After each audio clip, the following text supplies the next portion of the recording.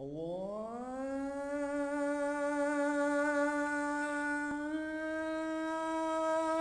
أكبر الله أكبر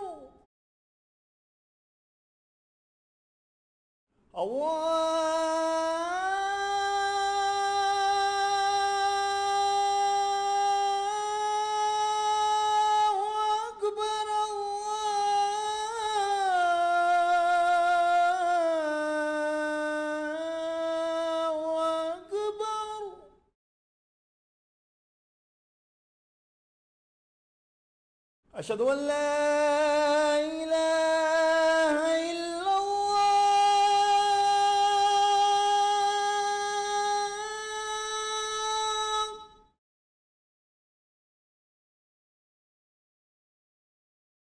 أشهد أن لا إله إلا الله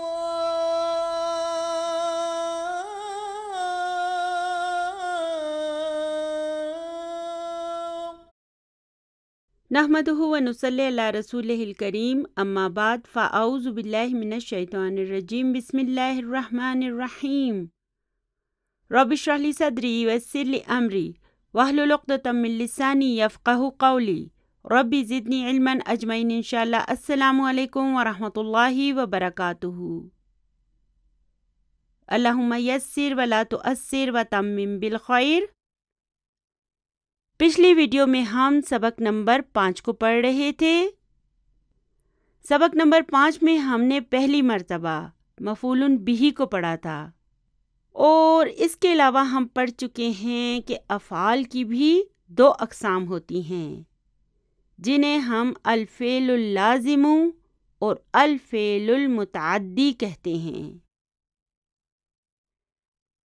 آپ کو یاد ہوگا کہ ہم نے بک 1 میں پڑھا تھا کہ جب کوئی فعل ہوتا ہے تو اس کا کوئی نہ کوئی فاعل ضرور ہوتا ہے۔ فعل فاعل کے بغیر زندہ نہیں رہ سکتا۔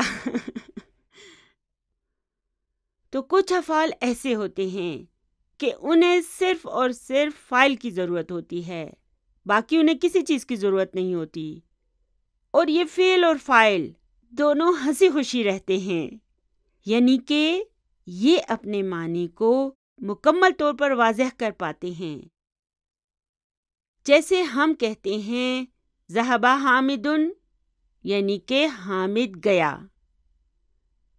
یہاں پر ذہب فعل ہے اور حامد اس کا فاعل ہے، اور یہ دونوں مل کر اپنے معنی یعنی کہ سینس کو مکمل کر رہے ہیں۔ اسی طرح سے اگر میں کہتی ہوں جلس حامد، یعنی کہ حامد بیٹھا، یا رجع حامد، یعنی کہ حامد لوٹا یا واپس آیا، تو یہ جو ذہبہ، جلسہ اور رجع ہیں، یہ ایسے افعال ہیں جنہیں اپنے معنی کو واضح کرنے کے لیے فاعل کے علاوہ مزید کسی چیز کی ضرورت نہیں ہوتی۔ لیکن اگر میں کہتی ہوں اکل حامد، یعنی کہ حامد نے کھایا، کیا کھایا، تو اب یہ اکل حامد جو ہے نا، یہ اپنے معنی کو مکمل طور پر واضح نہیں کر پا رہا ہے۔ تو اب اس کیا کا جو جواب ہوگا وہ اس جملے کے معنی کو مکمل طور پر واضح کر دے گا، اور اس جملے کا سینس جو ہے نا وہ مکمل ہو جائے گا۔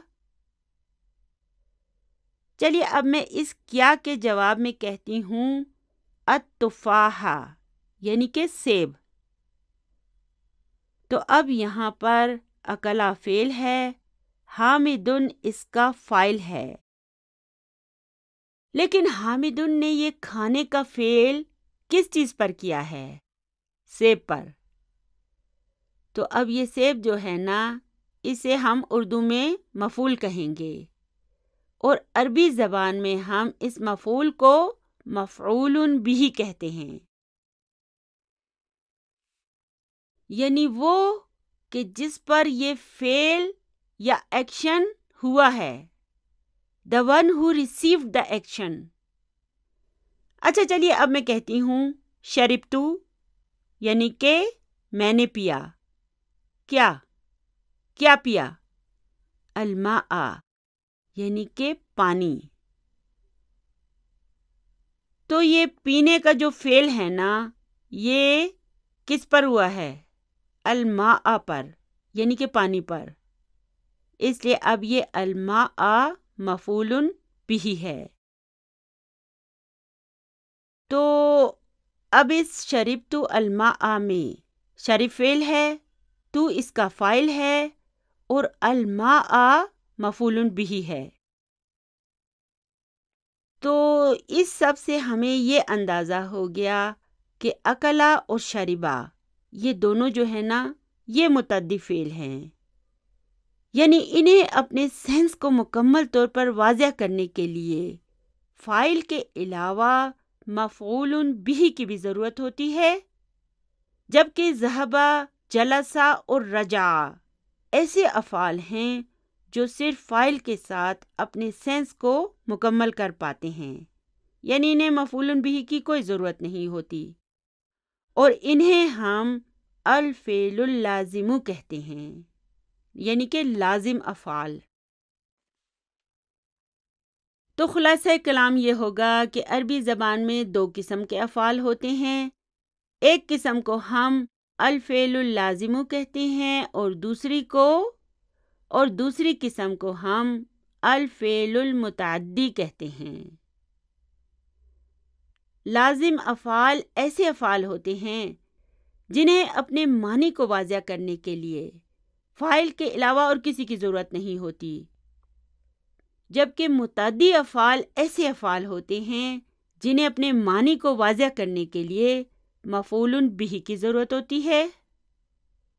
اچھا، تو اب ہمیں کیسے پتہ چلے گا کہ کون سا فعل لازم ہے اور کون سا متعدی ہے؟ تو اس کا طریقہ بھی میں آپ کو بتا چکی ہوں کہ جب آپ کسی بھی فعل کو پڑھیں تو اس فعل سے سوال کریں. کون سا سوال؟ آپ نے سوال کرنا ہے کیا یا کسے، واٹ اور whom. تو میں کہتی ہوں اکلا محمد، یعنی کہ محمد نے کھایا. کیا؟ تو اب یہاں پر یہ کیا بیٹھ رہا ہے نا، تو اب ہم اس کے جواب میں سیب، کیلا یا کیک کچھ بھی کہہ سکتے ہیں. تو اب ہم اس کیا کا جو جواب دیں گے وہ اس کا مفعول بہ ہوگا، یعنی کہ ہمیں پتہ چل گیا کہ یہ ایک فعل متعدی ہے. چلیے اب میں کہتی ہوں جلسہ محمد، یعنی کہ محمد بیٹھا. کیا؟ کسے؟ اب یہاں اس کیا یا کسی کی کوئی تک نہیں ہے نا، یعنی کہ یہ سوال یہاں پر بے معنی ہیں. ان سوالوں کی یہاں پر کوئی ضرورت نہیں ہے. اس لیے اب ہمیں پتہ چل گیا کہ جلسہ ایک فعل لازم ہے، کیونکہ فعل لازم کو مفعول بہ کی ضرورت نہیں ہوتی، اور یہ فعل اور فاعل مل کر اپنے معنی کو مکمل طور پر واضح کر پاتے ہیں. جیسے قرأ محمد، یعنی کہ محمد نے پڑھا. کیا پڑھا؟ القرآن، یعنی کہ قرآن. تو اب یہاں پر یہ قرأ جو ہے یہ ایک فعل متعدی ہے اور القرآن اس کا مفعول بہ ہے. اسی طرح اگر میں کہتی ہوں شربت آمنۃ، یعنی کہ آمنہ نے پیا. کیا پیا؟ الماء. تو اس سے ہمیں پتہ چل گیا کہ شربہ بھی ایک فعل متعدی ہے اور الماء یہ اس جملے میں مفعول بہ ہے. لیکن اگر میں کہتی ہوں ذہب حامد، یعنی کہ حامد گیا. کیا؟ تو یہاں پہ یہ کیا نہیں بیٹھ رہا نا، اس کیا کی کوئی تک نہیں ہے نا. اس لیے ہمیں پتہ چل گیا کہ ذہبہ جو ہے نا یہ ایک فعل لازم ہے، اسے مفعول بہ کی کوئی ضرورت نہیں ہے. چلیے اب میں کہتی ہوں فتحت، یعنی کہ میں نے کھولا. کیا کھولا؟ اب میں جواب دیتی ہوں البابا یعنی کہ دروازہ۔ تو اس کا مطلب ہے کہ فتح بھی ایک فعل متعدی ہے، اور اس جملے میں البابا جو ہے نا یہ اس کا مفعول بھی ہے۔ چلیے اب میں کہتی ہوں فتحتہ، تو اب یہاں پر فتح فعل ہے، تو فاعل ہے، اور ہو کی ضمیر، یہ ہو کی ضمیر یہاں پر مفعول بھی ہے۔ اور یاد رکھیں کہ جب ضمیر مفعول بھی کے طور پر آئے گا تو یہ فعل کے بعد جڑا ہوا ہوگا، کیونکہ یہ متصل ضمیر کی صورت میں ہوگا، اور متصل ضمیر جو ہوتی ہے یہ کسی دوسرے حرف کے ساتھ جڑے بغیر نہیں آ سکتی، اسے جملے میں آنے کے لیے کسی دوسرے لفظ کے ساتھ جڑنے کی ضرورت ہوتی ہے۔ تو ضمیر جب اسم کے ساتھ جڑتا ہے تو ہمیں مضاف اور مضاف الیہ حاصل ہوتا ہے، جیسے اسمہ، یہ کیا ہے؟ مضاف مضاف الیہ ہے۔ ربہ، کتابہ، تو یہ کیا ہیں؟ یہ مضاف مضاف الیہ ہیں۔ پھر جب ضمیر کسی حرف جر کے ساتھ جڑتا ہے تو ہمیں جار مجرور حاصل ہوتا ہے، جیسے منہ، فیہ، الیکا۔ اسی طرح جب ضمیر کسی ظرف کے ساتھ جڑتا ہے تو ہمیں ظرف اور مضاف الیہ حاصل ہوتا ہے، جیسے عندہ۔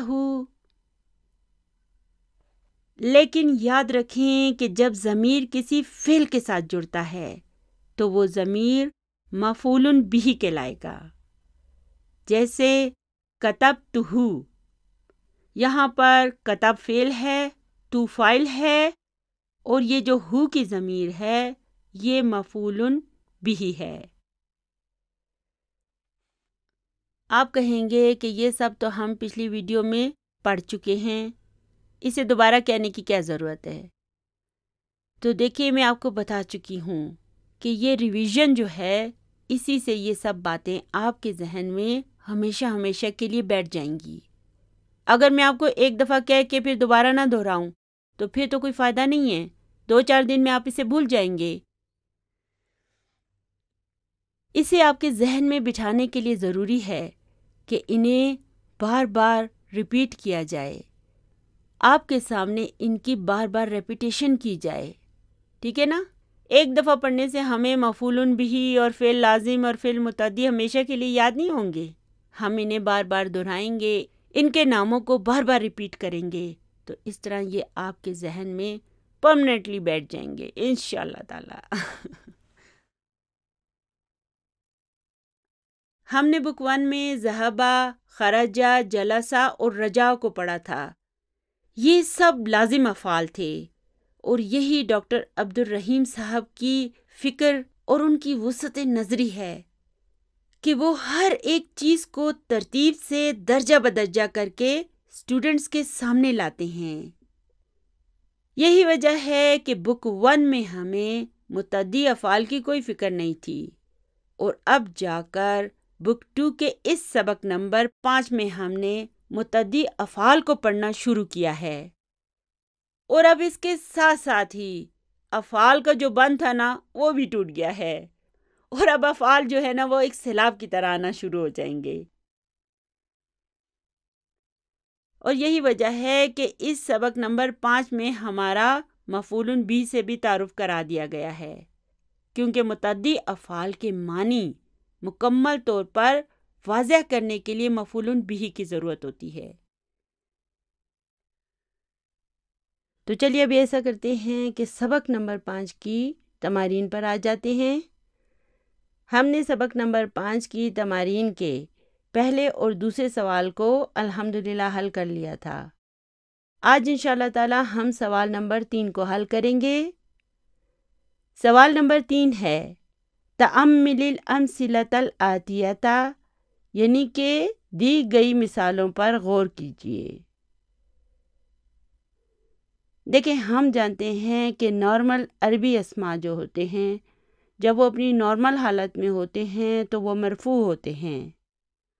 ناکرہ اسم کے آخر میں دمہ کی تنوین ہوتی ہے اور معرفہ اسم کے آخر میں ایک دمہ ہوتی ہے۔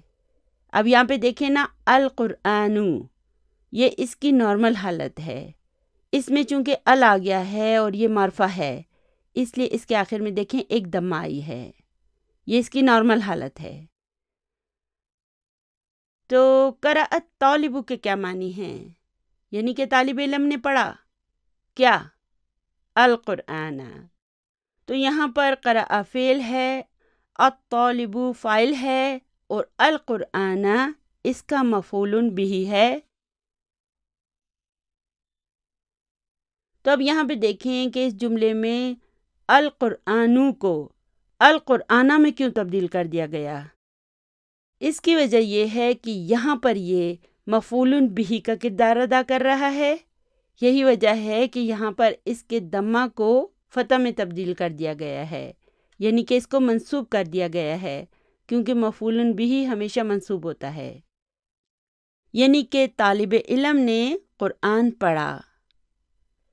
چلیے اسی طرح کی دوسری مثال کو سمجھتے ہیں۔ یہاں پہ دیکھیں لکھا ہے القہوۃ، یہ ایک نارمل اسم ہے۔ چلیے اب میں کہتی ہوں شربت ضیف۔ ضیف کس کو کہتے ہیں؟ مہمان کو، یعنی کہ مہمان نے پیا کیا؟ القہوۃ، یعنی کہ قہوہ۔ تو اب یہاں پہ دیکھیں قہوۃ قہوۃ میں تبدیل ہو گیا۔ کیوں؟ کیونکہ یہ اس جملے میں اب یہاں پر مفعول بھی کا کردار ادا کر رہا ہے۔ چلیے آگے دیکھتے ہیں کہ آگے کیا لکھا ہے۔ یہاں پہ لکھا ہے الدرس کتب المدرس، مدرس نے لکھا کیا؟ الدرس۔ تو اب یہاں پر کتبہ فعل ہے، المدرس اس کا فاعل ہے اور الدرس اس کا مفعول بھی ہے۔ یہاں ان مثالوں میں آپ نے یہ نوٹ کرنا ہے کہ جب کوئی سادہ اسم جو کہ مرفوع ہوتا ہے نا، جب وہ مفعول بھی کا کردار ادا کرتا ہے تو اس میں کیا تبدیلی آتی ہے؟ وہ منصوب ہو جاتا ہے۔ یعنی کہ استاد نے سبق لکھا، لیسن کو لکھا۔ آگے ہے البابو، نارمل اسم ہے البابو اور دیکھیں یہ مرفوع ہے۔ چلیے اب میں اسے جملے میں استعمال کرتی ہوں۔ فتحت آمنۃ، یعنی کہ آمنہ نے کھولا کیا؟ البابا، یعنی کہ دروازہ۔ تو اب یہاں پہ دیکھیں البابو البابا میں تبدیل ہو گیا۔ کیوں ہو گیا؟ ہمیں پتہ ہے کہ یہ اس جملے میں مفعول بھی کے طور پر آیا ہے۔ اچھا اب دیکھیں اگر یہاں پر ہوتا جلست آمنۃ تو میں کہتی ہوں کیا؟ کوئی تک نہیں بن رہی ہے نا اس سوال کی، اور نہ ہی اس سوال کا کوئی جواب ہے۔ اس لیے ہمیں پتہ چل گیا کہ فتحت جو ہے یہ فعل متعدی ہے، اس کے لیے مفعول بھی کی ضرورت ہوتی ہے۔ اور جلست ایک فعل لازم ہے اور اس کے لیے مفعول بھی کی کوئی ضرورت نہیں ہوتی۔ یہ فعل اور فاعل آپس میں بہت خوش ہیں، انہیں اور کسی کی ضرورت نہیں ہے۔ چلیے آگے دیکھتے ہیں۔ اب یہاں پہ دیکھیں انہوں نے ہمیں لکھ کے بتایا ہے کہ قرأت طالب میں الطالب کیا ہے، القرآن کیا ہے۔ قرأ کا تو ہمیں پتہ ہے کہ یہ فعل ہے اور الطالب دیکھیں یہ مرفوع ہے اور یہ فاعل ہے اور القرآن منصوب ہے اور یہ مفعول بھی ہے۔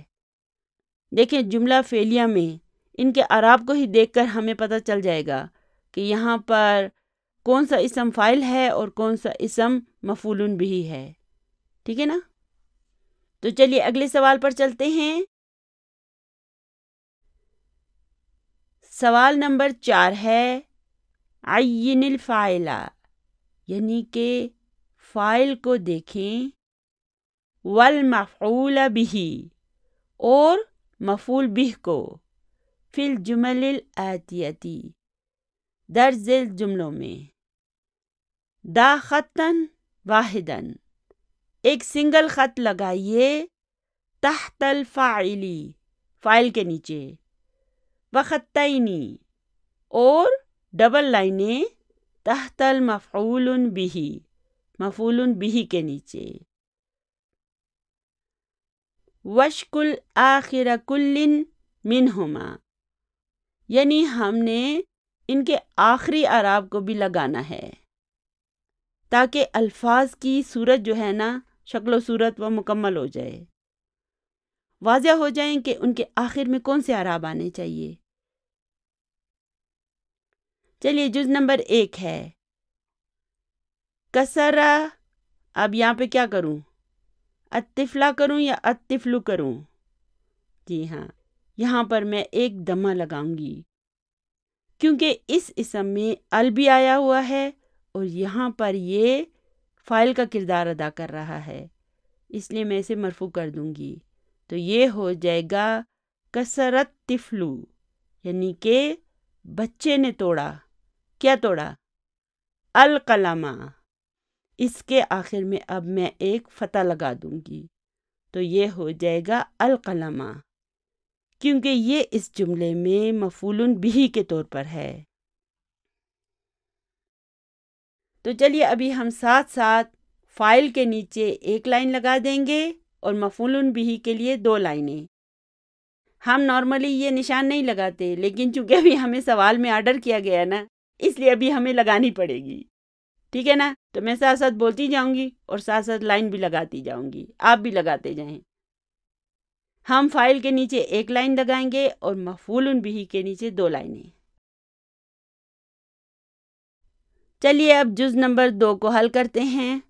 غسلت کے تو آخر میں اعراب لگے ہوئے ہیں، اب اس کے آخر میں کیا لگاؤں؟ جی ہاں، ایک دمہ، کیونکہ یہ یہاں پر فاعل ہے، تو غسلت آمنتو، یعنی کہ آمنہ نے دھویا، کیا؟ المندیلہ، ٹھیک ہے نا؟ اسے ہم منصوب کر دیں گے، یہ مفعول بہ ہے۔ چلیے اب جز نمبر 3 پر آ جاتے ہیں۔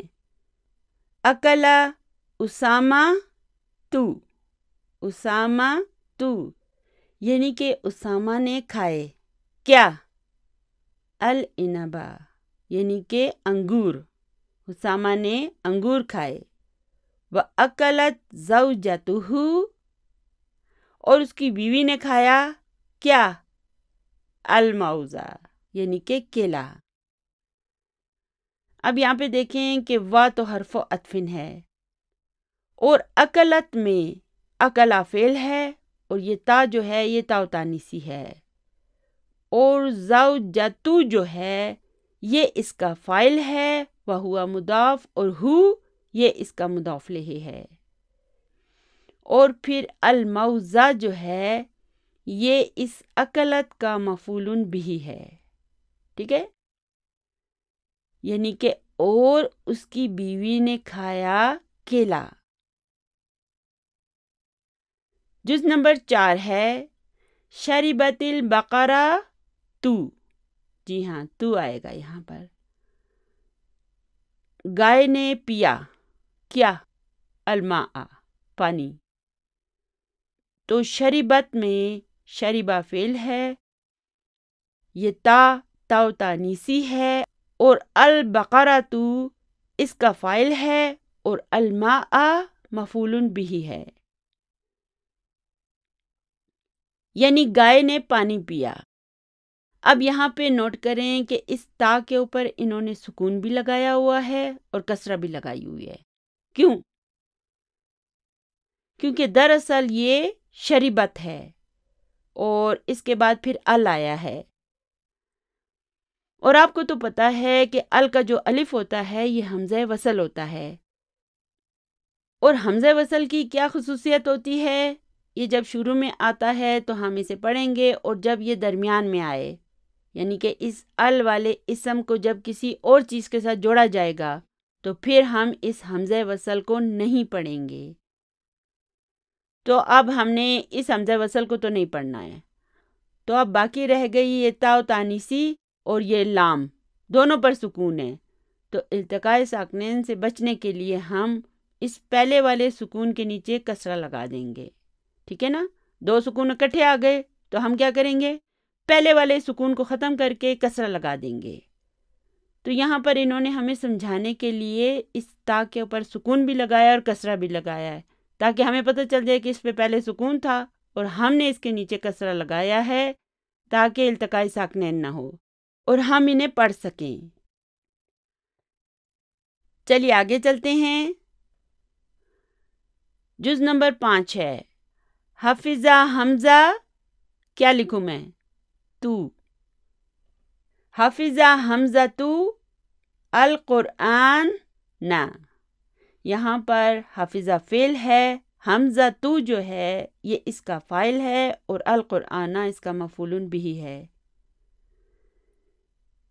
یعنی کہ حمزہ نے قرآن پاک کو حفظ کیا۔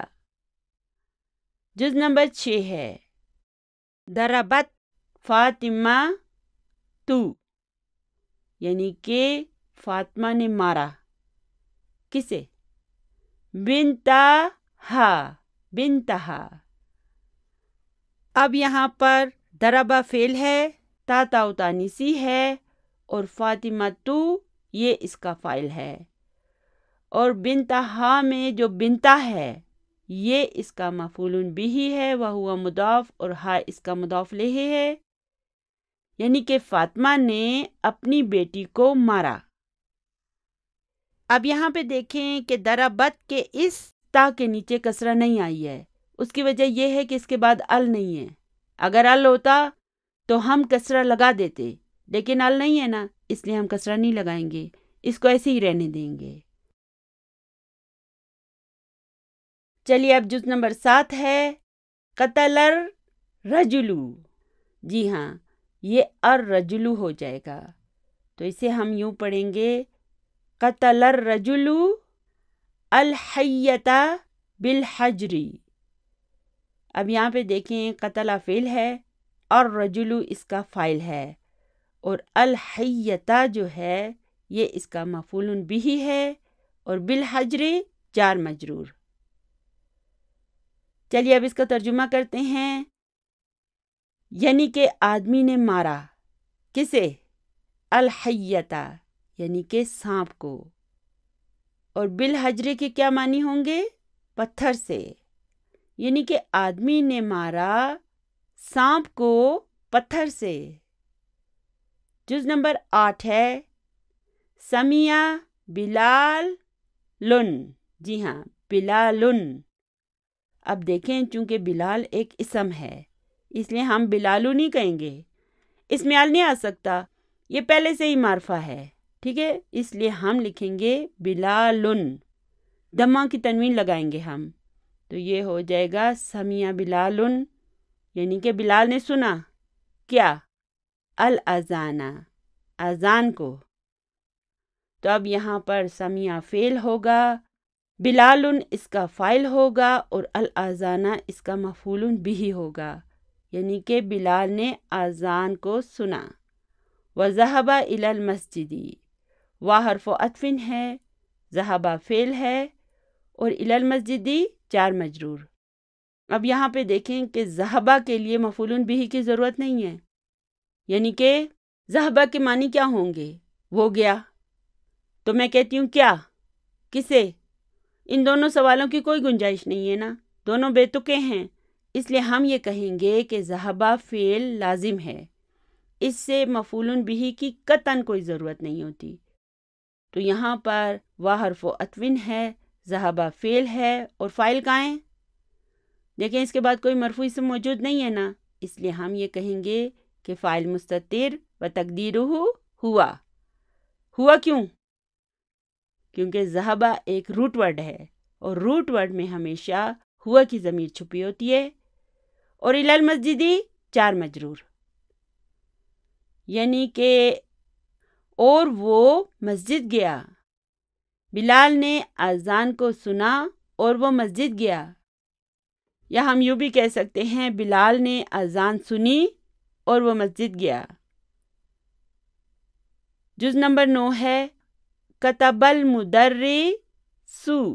جی ہاں، کتب المدرسو یعنی کہ استاد نے لکھا کیا؟ الدرسہ یعنی کہ سبق. علی السبورتی رائٹنگ بورڈ پر.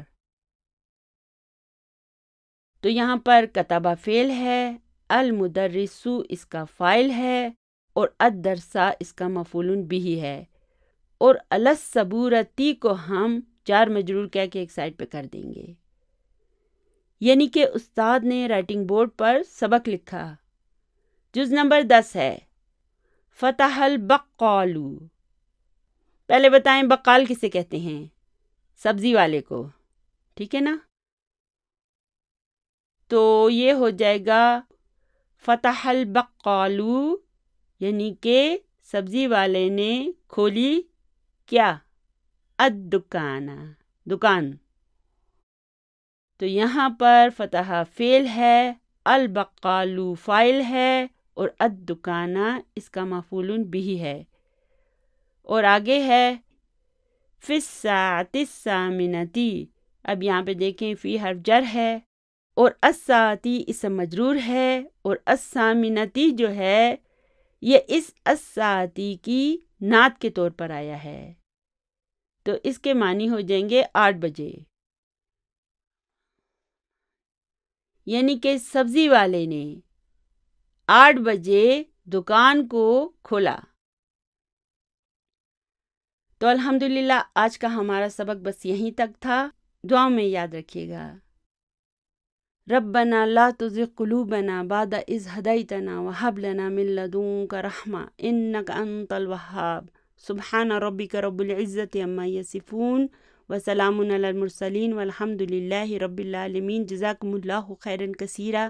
السلام علیکم ورحمۃ اللہ وبرکاتہ.